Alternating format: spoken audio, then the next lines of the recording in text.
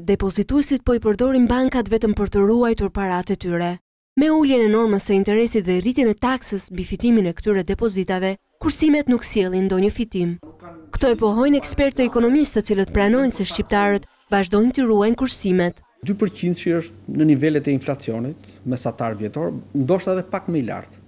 Pra, individët jo vetëm kanë siguri, duke I lënë paratë në banka, sepse natyrisht më mirë ti kesh në bankë se sa ti kesh në shtëpi.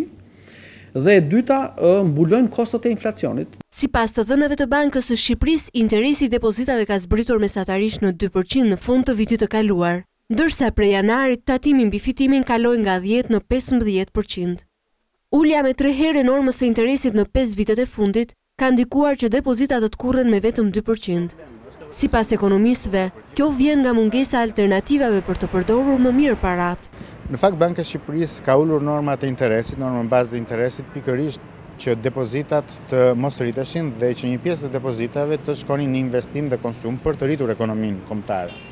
Pra, veprimtaria e Bankës Ekonomike duhet parë nga një pikpamje pozitive, por kjo gjë nuk ka ndodhur sepse shqiptarët ende nuk ndjejnë një mjedis të favorshëm për të investuar dhe për të rritur konsumin dhe nuk shikojnë një alternativë më të mirë vetë se të lënë paratë e tyre dhe të ardhurat e tyre, kursimet e tyre nëpër banka.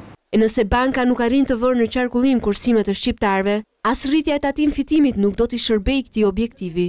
Sipas ekspertëve, ajo është në vlerë të ulët për të detyruar shpenzimet e kursimeve. Kur janë normat e interesit të ulta, një politikë fiskale që rrit taksën mbi interesin e depozitave, që fitojnë njerëzit, që marrin njerëzit, nuk është se ka një efekt të madh.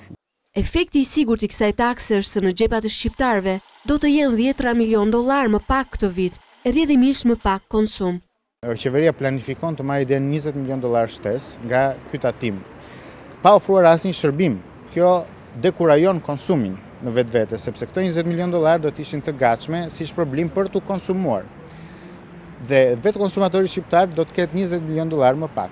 Sipas të dhënave të Bankës së Shqipërisë, depozitat e konsumatorëve kanë rezistuar deri në vitin e kaluar, kur ranë 2%, si në lek edhe në euro.